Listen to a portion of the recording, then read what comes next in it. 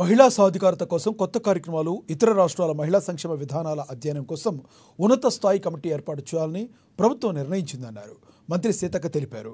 ఈ నెల 8వ తేదీన అంతర్జాతీయ మహిళా దినోత్సవం నిర్వహణపై సచివాలయం సమీక్షా సమావేశం నిర్వహించారు.